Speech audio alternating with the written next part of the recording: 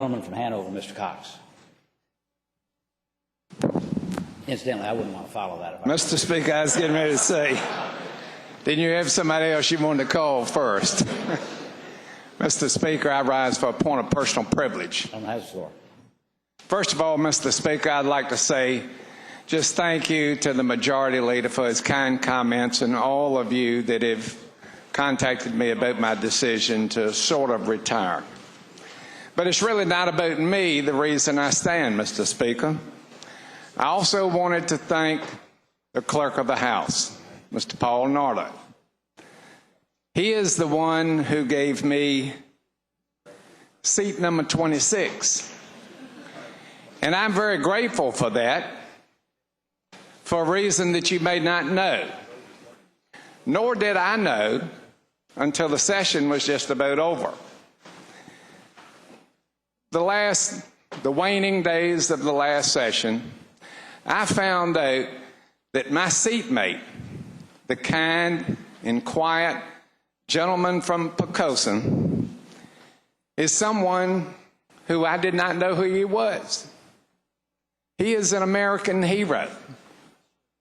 He is an accomplished author, and someone that it took me about an hour after we left session, I went online to Amazon. And there's a book that the gentleman from Poquoson authored, and it tells of his heroic events in service to this great nation more than 50 years ago in Vietnam.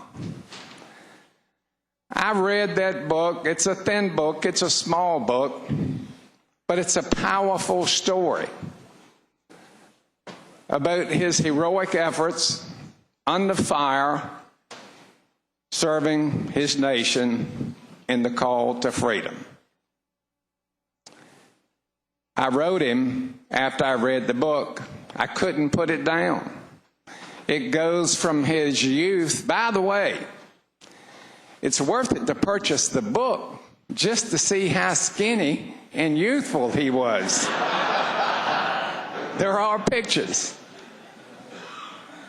But after I read it, not only did I realize what a hero I was sitting beside, but the book is a genuine love story about his wife, Joy, how she stood behind him as a young man after he got out of Vietnam, after he was healed, went back out in the community.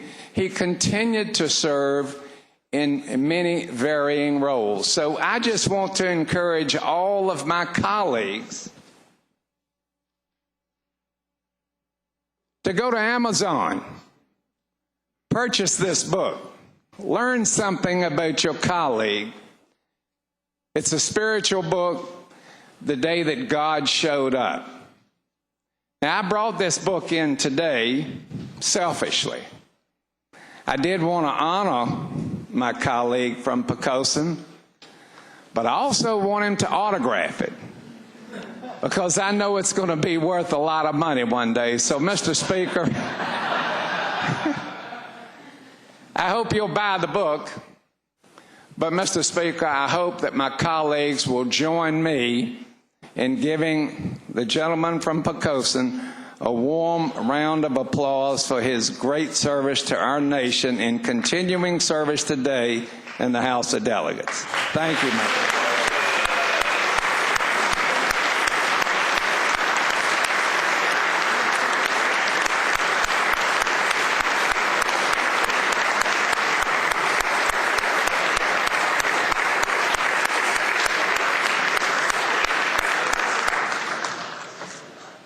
A wonderful tribute.